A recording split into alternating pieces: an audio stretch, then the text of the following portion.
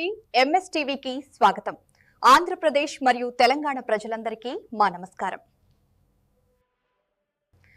Welcome to MS media. ఈరోజు Vellaturu ZPH high స్కూల్లో ఉన్నాము. ఇక్కడ హెచ్ఎం గారితో కొన్ని విషయాలు మాట్లాడదాం.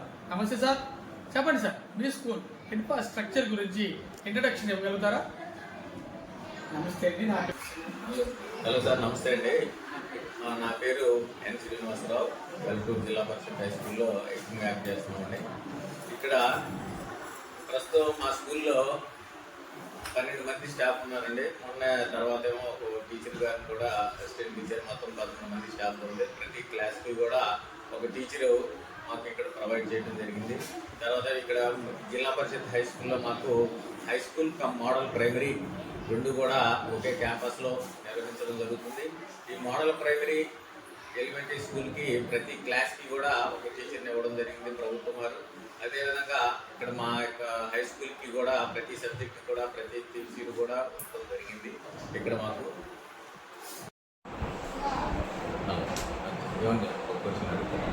మీ స్కూల్లో విద్యార్థులకు మిడ్ డే మీల్స్ పౌష్టికాహారం అందుతుందా? న్యూట్రిషన్ ఫుడ్ స్కూల్లో ప్రభుత్వం వారు పెట్టినటువంటి మెనూ ప్రకారంగా పౌష్టికాహారం మా మిడ్ డే మీల్స్ వాళ్ళు బాగానే చేస్తారండి. ప్రభుత్వ మెనూ ప్రకారంగా ప్రతిరోజు కూడా ఏ రోజుకి ఆ రోజు ఇచ్చిన మెనూ ప్రకారంగా ఒక్కో రోజు ఒక్కొక్క ఐటమ్ తోటి అన్నీ కూడా బాగా చేస్తారు. అదేవిధంగా ప్రతి టీచర్ కూడా రోజు టీచరు దాని మీద అంతా కూడా ఎగ్జామిన్ చేయటం, తర్వాత ఏమో ఎలా ఉంది ఏంటి అనేటువంటిది టెస్ట్ చేయటం, తర్వాత దాని మీద ఏమో ఎలా ఉంది ఏంటి అనేటువంటిది దాని మీద సర్టిఫై చేయటం, ఇవన్నీ కూడా ఉంటుందండి. కనుక ఏమాత్రం ఏం బాగోకపోయినా కానీ కూడా మేము ఊరుకోము. దానికి ఈ యొక్క డైలీ మెనూతో పాటుగా మాకు మనకి వారానికి 3 రోజులు చిక్కి 3 రోజులేమో ఎక్కువ ఇవ్వడం జరుగుతుంది. అదేవిధంగా వారానికి 5 రోజుల పాటు ఫుడ్ కూడా ప్రొవైడ్ చేయడం జరుగుతుంది మాకు ప్రభుత్వం వారు. కనుక ఇవన్నీ కూడా ప్రతి వారానికి ఫుడ్ కూడా ప్రతి వారం సప్లై చేయడం జరుగుతుంది. ఎప్పటికప్పుడు ఫ్రెష్ ఇవ్వడం జరుగుతుంది. చిక్కీ కూడా ఫ్రెష్ ఇవ్వడం జరుగుతుంది. ఓకే. విద్యార్థికి ఎప్పుడైనా అస్వస్థత అనారోగ్యానికి గురైనప్పుడు ఎటువంటి చర్యలు ఉన్నాం? తర్వాత పిల్లవాళ్ళకి ఎప్పుడైనా అస్వస్థత అనే కాదండి, పిల్లలకి ఏంటంటే సాధారణంగా ఆడపిల్లలు ఎనిమిదిగా ఉంటారు. అందుకని దాని గురించి ప్రతి గురువారం కూడా ఈ యొక్క మాకు వెల్లటూరు హెల్త్ డిపార్ట్మెంట్ వాళ్ళు వచ్చి ఏఎన్ఎం గారు వీళ్ళందరూ కూడా వచ్చి ఆవిడ యొక్క అసిస్టెంట్స్ అందరూ కూడా వచ్చి ఐఎఫ్ఏ ట్యాబ్లెట్లు ప్రొవైడ్ చేయడం జరుగుతుంది. ప్రతి ఆడపిల్లలకు మగపిల్లలకి అందరికీ కూడా ప్రతి గురువారం ఇవ్వడం జరుగుతుంది. 8గా ఉన్నారు అంటే వాళ్ళు ఐరన్ డెఫిషియన్సీని తగ్గించడం కోసమని, తర్వాత ఐరన్ డెఫిషియన్సీని తగ్గించడం కోసమనే. తర్వాత మరి ఎవరికైనా సరే అస్వస్థత జరిగిందనుకోండి, పిల్లలకి ఏదైనా అనుకోకుండా ఏమన్నది కానీ జరిగినట్లయితే కనుక వాటిని ఇమ్మీడియట్గా మేము ఏం చేస్తామంటే వెంటనే తెలుసుకొని పక్కనే ఉన్నటువంటి మన ఏఎన్ఎం గారు అందుబాటులో ఉంటే కనుక వాళ్ళకి తెలియజేయటం. అదేవిధంగా ఇమ్మీడియట్గా ఏదైనా పక్కన డాక్టర్ గారు కనుక ఉన్నట్లయితే కనుక వారికి సంప్రదించి వెంటనే వాళ్ళకి చూపించడం.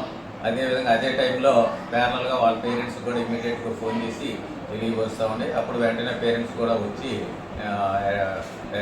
అటెండ్ అయ్యి వాళ్ళని తీసుకొని వెళ్ళడం చూపించడం జరుగుతుంది. అలాగే విధంగా మీరు విద్యార్థులను ఎలా తీర్చిదిద్దుతున్నారు? విద్యా మెథడాలజీ ఏ విధంగా? కూడా ప్రభుత్వ పాఠశాలకు అనేటప్పటికీ సాధారణంగానండి ఎక్కువ మంది పిల్లలు సాధారణంగా ఫైనాన్షియల్గా పూర్ పీపుల్ ఎక్కువ అటెండ్ అవ్వడం జరుగుతుంది ఇక్కడ మన యొక్క ప్రభుత్వ పాఠశాలకి. కనుక వాళ్ళు ఏంటంటే మెయిన్ వాళ్ళకి ఎన్విరాన్మెంట్ సరిగ్గా ఉండదు. ఇంటి దగ్గర వాళ్ళ యొక్క చదువుకోవడానికి వాళ్ళ యొక్క పరిస్థితులు కానీ అవన్నీ కూడా సరిగ్గా అనుకూలించుకోకుండా ఉంటాయి. కాబట్టి అలాంటి పరిస్థితుల్లో ఏం చేయాలని మేమైనా ఆలోచించి వాళ్ళకి ఈ విధంగా వాళ్ళందరూ కూడా ఏంటంటే అటువంటి పిల్లలలో చాలామంది వెనకబడి ఉండడానికి గల కారణం అవుతుంది. కనుక వాళ్ళకి రెమెడియల్ క్లాసెస్ మేము పాఠశాలలోనే జరిపించడం జరుగుతుంది. ఉదయం కూడా మార్నింగ్ 8 to 9 ఒక హై స్కూల్కి సంబంధించి 8 to 9 10th క్లాస్ పిల్లలకి ప్రతి సబ్జెక్ట్ ఒక్కో సబ్జెక్ట్ తీసుకోవడం జరుగుతుంది ఒక్కో రోజున. అదేవిధంగా ఈవినింగ్ కూడా 4 to 5 కూడా పిల్లలకి వాళ్ళకి బాగా క్వాలిటీ రావడం కోసం అని చెప్పేసి స్పెషల్ క్లాసులు నిర్వహించడం జరుగుతుంది. వీళ్ళలోనే వెనకబడిన పిల్లలే కాకుండా వీళ్ళలో కూడా మనకి కొంతమంది మెరిట్ పిల్లలు కూడా ఉంటారు. మనకి ఆ యొక్క మెరిట్ పిల్లలకు సపరేట్గా వాళ్ళని మనం కొంచెం సపరేట్ చేసి వాళ్ళకి మంచి ర్యాంక్స్ తీసుకురావడం కోసమని వాళ్ళకి స్పెషల్గా మనకి ట్రైనింగ్ ఇవ్వడం జరుగుతుందండి. దాని కారణంగా వాళ్ళు ఏంటంటే మంచి ర్యాంక్స్ మంచి మార్క్స్ భవిష్యత్తులో సంపాదించి మనకు మంచి పేరు తెచ్చుకోవడానికి అవకాశంగా ఉంటుంది. పిల్లలకి చదువుకోవడానికి ప్రభుత్వం వారు ఎటువంటి ఉచిత సౌకర్యాలు మరి కలుగు చేస్తున్నారు? ప్రభుత్వ పాఠశాలలు ఒకప్పుడు ఉన్నప్పుడు కంటే కానీ కూడానండి ప్రస్తుతం ప్రభుత్వ పాఠశాలలో పిల్లలు బాగా ఎడ్యుకేషన్లో బాగా ముందుండటం కోసమని ప్రధానంగా ప్రభుత్వం వారు తల్లికి వందనం అనేటువంటి ప్రోగ్రామ్ని ప్రతి సంవత్సరం కూడా ప్రతి పిల్లవాడికి కూడా 13,000 ఇవ్వడం జరుగుతుంది. మొన్నే రీసెంట్గా కూడా అందరికీ కూడా ఇవ్వడం జరిగింది. యువన పిల్లలు కూడా ఎవరైనా ఉన్నారేమో ప్రతి ఒక్కరిని కూడా ఫైండ్ అవుట్ చేసి వాళ్ళకు కూడా అందాలి అనేటువంటి ఉద్దేశంతో ప్రభుత్వం వారు బాగా దాని మీద ప్రత్యేక శ్రద్ధ వహించి ప్రతి ఒక్కరికి కూడా అందే విధంగా ట్రీట్మెంట్ తీసుకుంటున్నారు. పిల్లలకి చదువులో కూడా వాళ్ళకి ఏ విధమైనటువంటి ఇబ్బంది కలగకుండా ఉండడం కోసమని 6th to 10th వాళ్ళకి నోట్బుక్స్, అదేవిధంగా టెక్స్ట్ బుక్స్ ఏమో 1 to 10th వాళ్ళకి టెక్స్ట్ బుక్స్ ప్రొవైడ్ చేయడం జరుగుతుంది. తర్వాత వాళ్ళకి డ్రెస్సులు ఇవ్వడం జరుగుతుంది, షూస్ ఇవ్వడం జరుగుతుంది, బెల్ట్స్ ఇవ్వడం జరుగుతుంది. తర్వాత ఇక ఈ విధమైనటువంటి ఒక పిల్లవాడికి కావాల్సినటువంటి అన్ని ఫెసిలిటీస్ కూడా ఏవేవైతే పిల్లవాడికి అవసరం అవుతాయో అవన్నీ కూడా ఫైండ్ అవుట్ చేసి ప్రభుత్వం వారు చూసే తప్పకుండా ప్రతిదీ కూడా వాళ్ళకి అందుతుందా లేదా అనేటువంటిది ఎప్పటికప్పుడు వాళ్ళు అర్థం చేసి ఇవ్వడం ప్రొవైడ్ చేయడం జరుగుతుంది.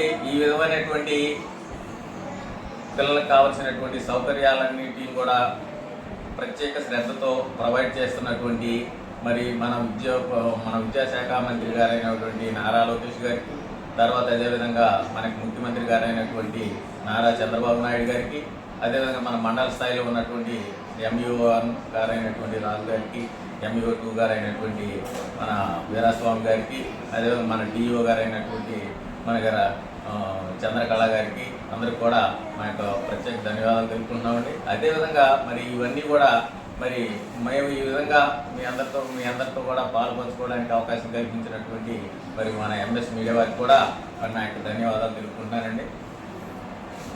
చివరిగా విద్యార్థుల తల్లిదండ్రులకు మీరు ఏమని రిక్వెస్ట్ చేస్తున్నారు? మీకు మరి ఇన్ని పథకాలు ప్రొవైడ్ చేస్తున్నటువంటి మరి మన యొక్క ప్రభుత్వం వారు మనకు ప్రభుత్వ పాఠశాలను ప్రొవైడ్ చేస్తున్నారు కదా, మరి అలాంటప్పుడు ప్రైవేట్ పాఠశాలకు పంపేటువంటి తల్లిదండ్రులు మరి ఇవన్నీ కూడా గమనించి వారి యొక్క పిల్లల్ని మరి మన యొక్క ప్రభుత్వ పాఠశాలకు పంపిస్తే బాగుంటుంది. కానీ ఇవన్నీ కూడా మీరు నిర్లక్ష్యం వహించి మరి వారికి ప్రైవేట్ పాఠశాలలో మరి తెల్లాలేస్తే ఫీజులు కట్టాలి, డ్రెస్సులు, బుక్స్ అన్నీ కూడా కొనాలి, కాన్వెంట్లకు వెళ్ళాలి. మరి ఎందుకని మరి మీ దగ్గర డబ్బులు ఎక్కువ ఉండయో మరి మాకు అర్థం కావట్లేదు. కానీ మరి ఆ డబ్బుల్ని మరి విద్యార్థులకే మీరు మరొక రకంగా ఖర్చు పెట్టినట్లయితే బాగుంటుంది. వాళ్ళకి వెల్ ఎడ్యుకేషన్ కోసమని, తర్వాత భవిష్యత్తులో ప్రస్తుతం ఉన్నటువంటి యొక్క అమౌంట్స్ని మీరు సేవ్ చేసి వాళ్ళు రేపు కాంపిటేటివ్కి ప్రిపేర్ అయ్యేటప్పుడు అలాంటి టైంలో ఖర్చు పెట్టడం బాగుంటుంది.